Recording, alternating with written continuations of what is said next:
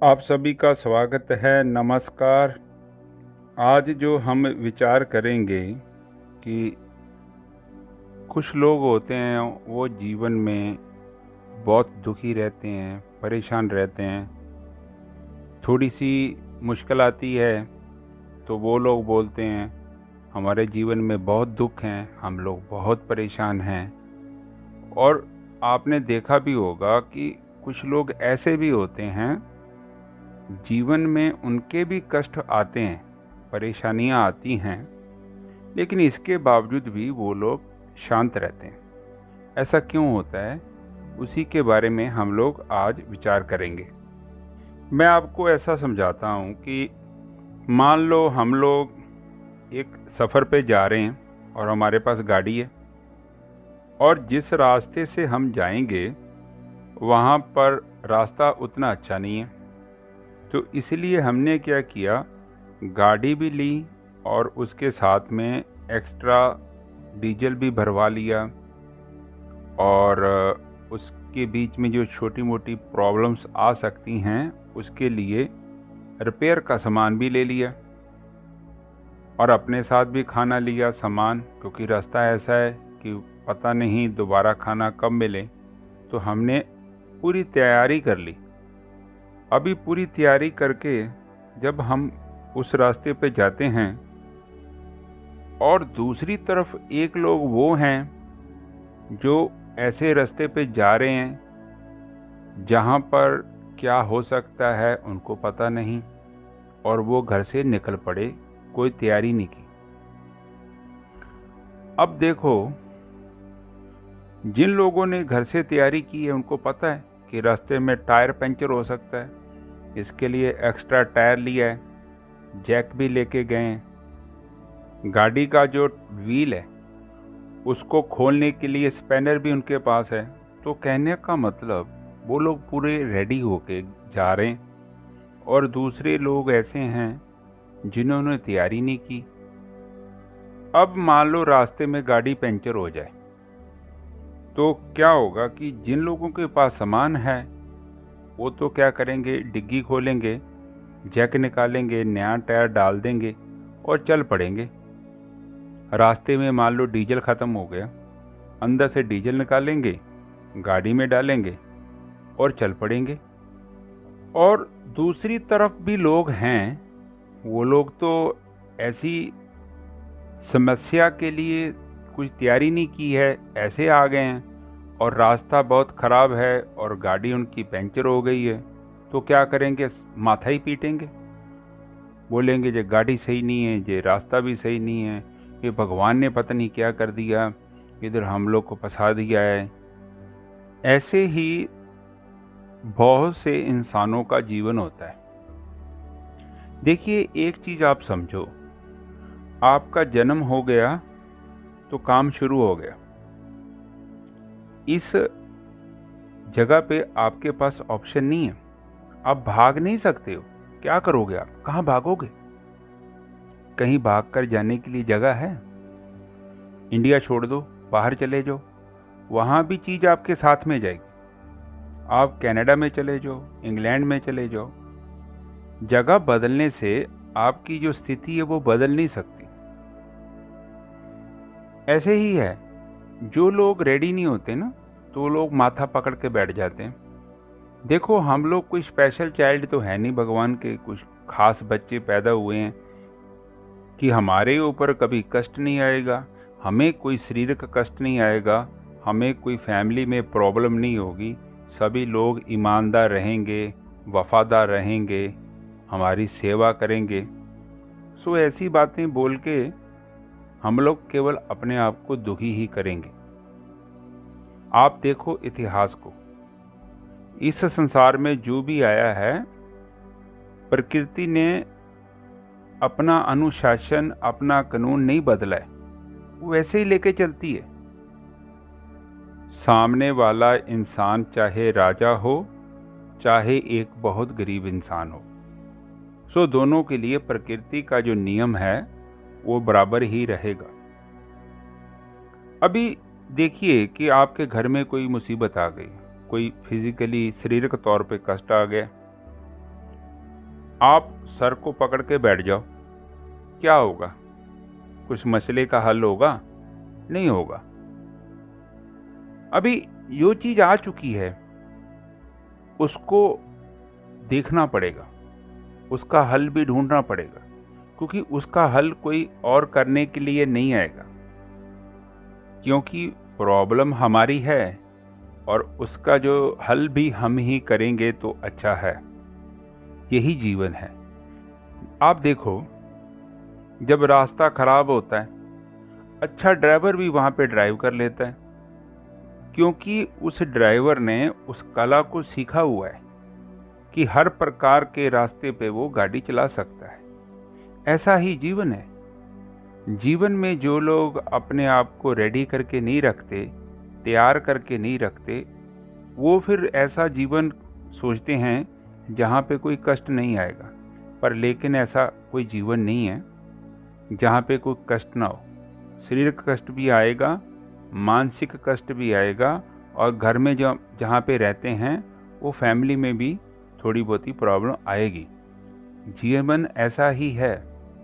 हमें बहुत से इम्तिहानों में से गुजर के ही जाना पड़ेगा।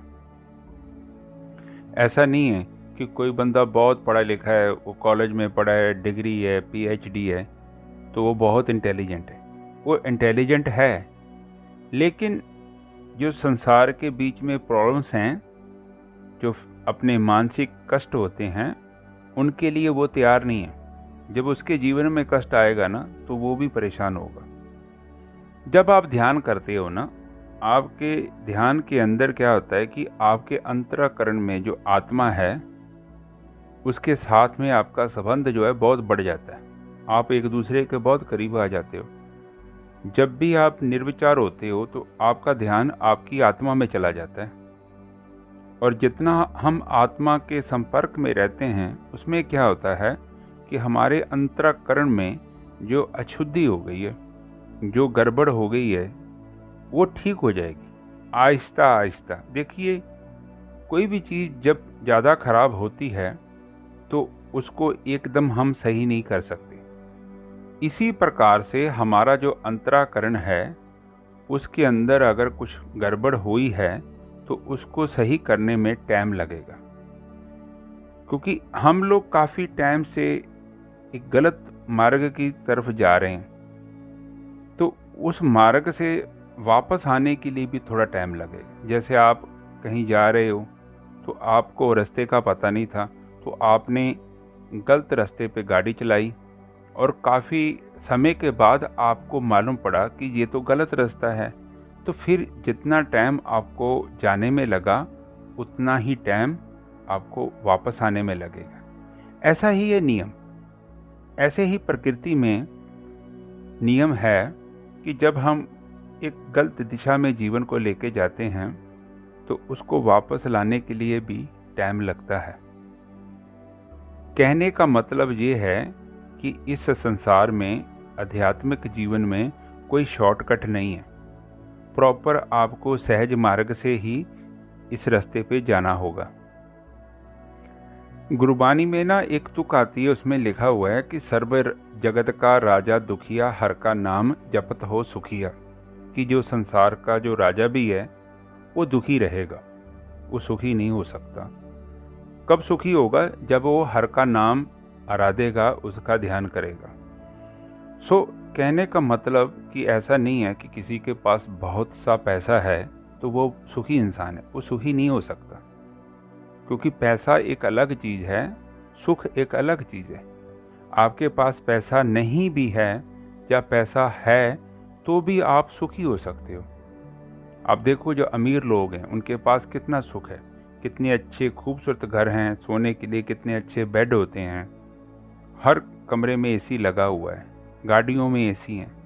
लेकिन जब वो सोने जाते हैं तो उनको नींद नहीं आती, उनको गोली खानी पड़ती है तभी नींद आती है।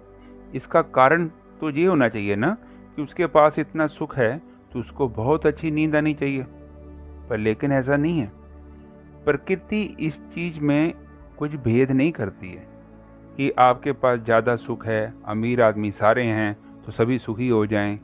और जो लोग गरीब हैं वो सब लोग दुखी रहें, परेशान रहें, ऐसा नियम नहीं है प्रकृति में। प्रकृति ने जो सुख देना है वो आपके कर्मों पे देना है। आपके कर्म कैसे हैं? आप एक अमीर आदमी हो, आपके कर्म अच्छे हैं तो भी प्रकृति आपको सुख दे सकती है।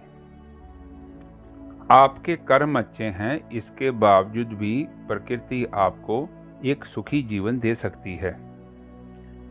जहाँ पर एक बात को हम विचार कर सकते हैं, सुखी होना या दुखी होना ये हमारे मन की एक अवस्था है और इसका पैसे के साथ कोई लेना देना नहीं है। अगर आप सुखी हो तो आपका कोई दोस्त भी नहीं है, आपके पास में कोई भी नहीं है तो भी आप सुखी हो। और अगर आप दुखी हो, चाहे आपके पास कितने भी रिश्तेदार हों, आपके पास बहुत से दोस्त भी हों, इसके बावजूद भी आप दुखी रह सकते हो। हमें एक चीज़ को बहुत अच्छी तरह समझ लेना चाहिए कि मन की शांति का कारण कोई पदार्थ नहीं है, कोई रिश्ता नहीं है, कोई सुख नहीं है। ये अकारण है, इसका कोई भी कारण नहीं होता है। आपके पास कुछ भी नहीं है, आपके पॉकेट में 1 रुपया भी नहीं है, इसके बावजूद भी आपका मन खुशी को अनुभव कर सकता है, शांति को अनुभव कर सकता है। और इस खुशी के लिए, इस शांति के लिए संसार जिम्मेवार नहीं होता है। बिना संसार के किसी भी चीज़ को अनुभव किए भी आप एक खुशी के साथ जीवन व्यतीत कर सकते हो। और अपने आत्मा के पास जाने का एक सिंपल सा तरीका है, ज़्यादा झंझट में जाने की ज़रूरत नहीं है। हमारा जीवन जितना अच्छा है, हमारे जितने अच्छे कर्म हैं, हम जितना सच बोलते हैं, हम जितना सच को अपने जीवन में लेके आते हैं, हम उतना ही आत्मा के करीब आते जाते हैं। आत्मा से दूर जाने का एक बहुत ही आसान तरीका है, आप झूठ बोलना शुरू कर दो। आप दूसरे के पैसे अपने घर में लेके आ जाओ। आप अहंकार के साथ अपना जीवन व्यतीत करना शुरू कर दो। आप लोगों की निंदा चुगली करना शुरू कर दो। आप अपने आप ही आत्मा से दूर होते जाओगे। बहुत सिंपल सा तरीका है। आत्मा के पास जाना है तो एक अच्छा इंसान आपको बनना पड़ेगा। ऐसे आप आत्मा के पास नहीं जा सकते, क्योंकि आत्मा सभी को प्राप्त है, लेकिन इसके बावजूद भी आत्मा को हम जान नहीं सकते हैं। कारण ये होता है क्योंकि आत्मा को देखने के लिए योग्यता चाहिए। आप देखो, किसी आदमी को आपने नौकरी पे रखना है तो आप उसकी योग्यता देखते हो ना, भी तुमको कितनी पढ़ाई आती है, तुम्हें काम आता है या नहीं आता है। सभी चीज़ें देखोगे, उसके बाद आप उसको नौकरी दोगे। इसी प्रकार आत्मा की एक रिक्वायरमेंट है। आत्मा क्या कहती है? मैं तुम्हें मिल सकती हूँ, मैं तुम्हारे सामने अपने आप को प्रकट कर सकती हूँ, लेकिन तुम्हारे में योग्यता चाहिए। दूसरी तरफ इस प्रकृति में एक ऑप्शन और है, वो ये है कि मान लो मेरे अंदर योग्यता नहीं है, अभी मैं बताऊं मेरे अंदर थोड़ी सी भी योग्यता नहीं है, लेकिन इसके बावजूद भी मुझे आत्मा के दर्शन होते हैं। क्यों होते हैं? क्योंकि जब मैं इच्छा करता हूं कि मैं भगवान आपको जानना चाहता हूं, मैं आपके करीब आना चाहता हूं, तो क्या होता है कि इस प्रकृति में एक नियम है, जब आप हाथ खड़ा कर देते हो कि भगवान मैं आपको जानना चाहता हूं और मेरे में इतने अवगुण हैं, मैं कोई अच्छा इंसान नहीं, मैं झूठ भी बोलता हूं, चोरी भी करता हूं और बुरे कर्म भी करता हूं, लेकिन इन सब के बावजूद भी मैं आपको मिलना भी चाहता हूं, आप मुझे इन कर्मों से मुक्ति दिलाओ। जब हम ऐसा बोलते हैं तो सारी जो प्रकृति है वो हमारी मदद करती है। वो चाहती है कि इस आदमी ने हाथ खड़े कर दिए हैं कि भाई मेरे हाथ में कुछ नहीं है, मैं कुछ नहीं कर सकता, आप ही भगवान मेरे पास आओ और मुझे मुक्त करो और मुझे ज्ञान दो। तो प्रकृति आपके लिए एक अलग रास्ता देती है, जो आहिस्ता आहिस्ता करके आपके अंदर जो गंदगी है उसको वो ख़त्म कर देगी, क्योंकि आपने भगवान के चरणों में अरदास किया है बेनती की है, रिक्वेस्ट कर दिया है कि मेरे मालिक, मेरे बस की बात नहीं, लेकिन आपको बोलना पड़ेगा। लेकिन ऐसा बोलना आसान नहीं है। हम सभी लोग क्या सोचते हैं कि हम बहुत पवित्र आदमी हैं, हम लोग बहुत अच्छे हैं, हम लोग बहुत ईमानदार हैं, हम लोग पाठ करते हैं, पूजा करते हैं, मंदिर में जाते हैं, गुरुद्वारे में जाते हैं और बहुत धार्मिक इंसान हैं। अब ऐसे इंसान की भगवान कैसे कोई मदद करेगा? क्यों करेगा? वो जो इंसान खुद प्राउड है, अपने आप को वो बिल्कुल सही समझता है, तो प्रकृति हमारी क्यों मदद करेगी? लेकिन वाणी मैंने एक तुक लिखी है, मन मैले ते सब कुछ मैला। अगर हमारा मन मलिन है, वो गंदा है, तो उसके बीच में से आप चाहे सेवा को निकालो, दान को निकालो, आप कुछ भी अच्छा कर्म करके देखो, वो मलिन हो जाएगा। वैसे ही जैसे बर्तन के बीच में गंदगी है, वो गंदा है बर्तन, आप उसके बीच में दूध डालो, चाहे अमृत डाल दो, चाहे कुछ भी डालो, वो खराब हो जाएगा। क्यों? क्योंकि बर्तन गंदा है। ऐसे ही अगर हमारा मन जेकर मलिन है, तो फिर क्या होगा? उसके बीच में से कोई भी चीज जाएगी ना, वो गंदी हो जाएगी। इसके लिए सबसे पहले हमें उस बर्तन को साफ करना पड़ेगा। इसी प्रकार हमारा जो मन है, मन को साफ करने का एक तरीका हमारे जो बुजुर्ग हैं वो ग्रंथों में लिख के गए हैं। तो मैंने ये सारे थोड़े थोड़े ग्रंथ पढ़े हैं, जैसे उपनिषद पढ़े हैं मैंने। उसके बाद में मैंने ये चीज़ें जानी और समझी, जो हमारे गुरु ग्रंथ साहब जी हैं वो सब सेम ही बातें की गई हैं। उन्होंने यही समझाया है कि तुम्हें एक अच्छा इंसान ही बनना पड़ेगा भैया, इसके बिना तुम्हारा छुटकारा नहीं है, ऐसा नहीं हो सकता। गुरबानी में एक तुक लिखी है, गली असी चंगियाँ अचारी बुरियाँ।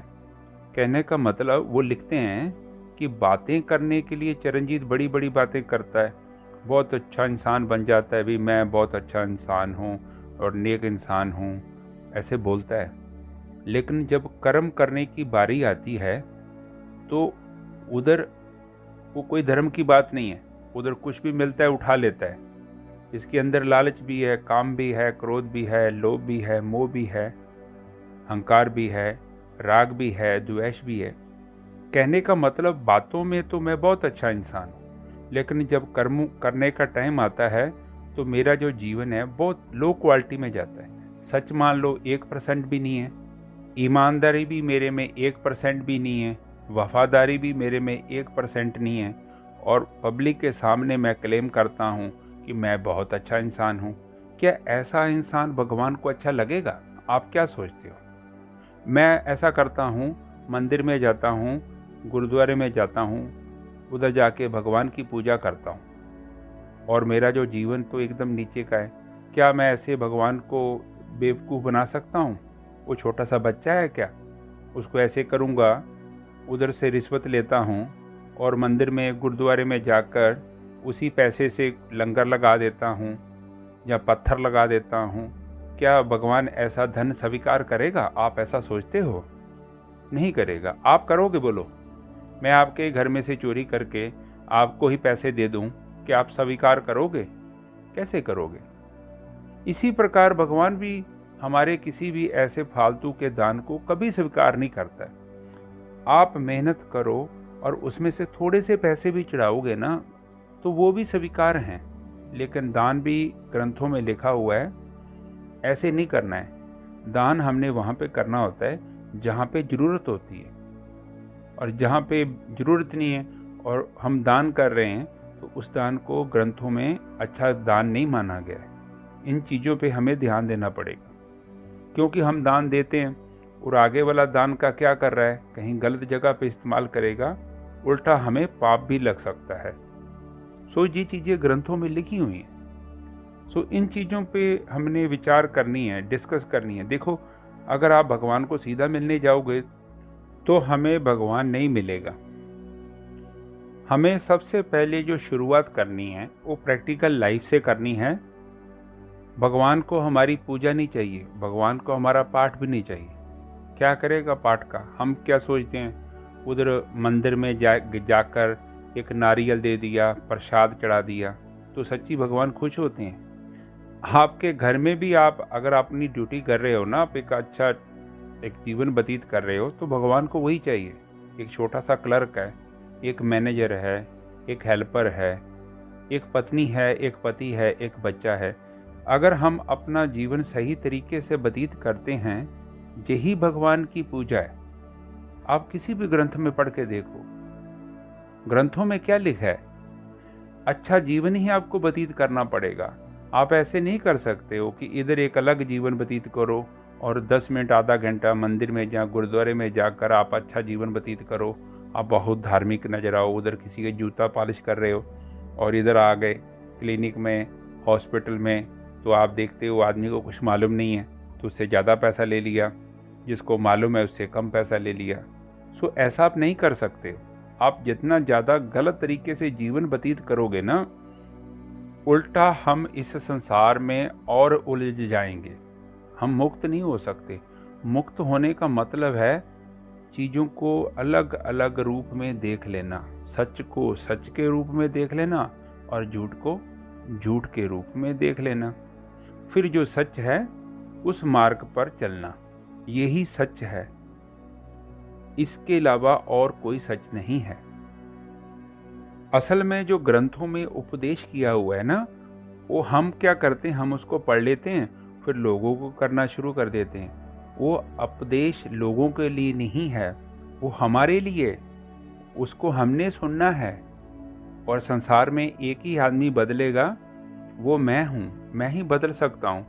आप सोचते हो दूसरे बदल जाएं, ऐसा कुछ नहीं होगा और ना ही ऐसा कभी हुआ है। हमें ही अपने आप को बदलना है। ये सवाल हमारा है और इसको हमें हल करना पड़ेगा और कोशिश करनी है। दूसरे लोगों का मालूम पड़ा है कि उसकी गलती भी है, उसको माफ़ कर दो। जितना आप दूसरों को माफ़ करोगे ना, ऐसा करने से हमारा ध्यान अपनी आत्मा के करीब आता जाएगा। हम जितना दूसरों को माफ़ नहीं करते, उतना ही ध्यान हमारा संसार की तरफ जाता है। और जब हमने दान भी करना है तो ऐसा सोचना है कि मुझे इसके बदले में कुछ नहीं चाहिए, स्वर्ग भी नहीं चाहिए, कुछ भी नहीं चाहिए। ऐसा जो दान हम करते हैं तो हमारे अंतराकरण में शांति का जो पौधा है वो प्रकट हो जाता है।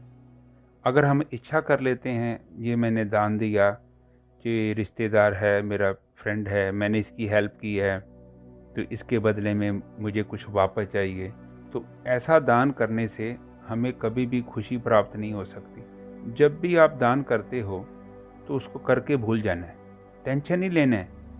प्रकृति आपका दान नहीं रखेगी। ऐसा नहीं है कि आप किसी की हेल्प कर रहे हो, उसमें 10-20 हज़ार रुपया लगा दिया, किसी की टांग टूटी है, उसके पास पैसे नहीं है तो उसकी हेल्प कर दी है तो वो पैसे ऐसे चले गए। ऐसा नहीं है। प्रकृति पूरा हिसाब रखती है। वो पैसा आपको कई गुना डबल होके मिलेगा। आपने देखा नहीं, हम लोग जब धान की खेती करते हैं, हमने तो एक ही दाना डाला है, प्रकृति कितने उसको डबल करके, ट्रिपल, 10 टाइम, 50 टाइम डबल करके हमको वापस देती है। क्यों देती है? आपने तो एक ही पौधा लगाया, उसको कितना फल लगता है। प्रकृति अपने पास कुछ भी नहीं रखेगी। आप ऐसा मत सोचो कि आपने डाला और मिट्टी हो गया। मिट्टी नहीं होता, वो प्रकृति आपको वापस कर देगी। लेकिन जिसने आपको मौका दिया अपनी हेल्प करने के लिए, मदद करने के लिए, तो आप उसके ऊपर एहसान नहीं किया, उल्टा आपको कर्म करने का उसने मौका दिया है, उसने आपको एहसान किया है। हम लेकिन उल्टा सोचते हैं, अरे मैंने उसकी हेल्प की, मैंने उसकी मदद की।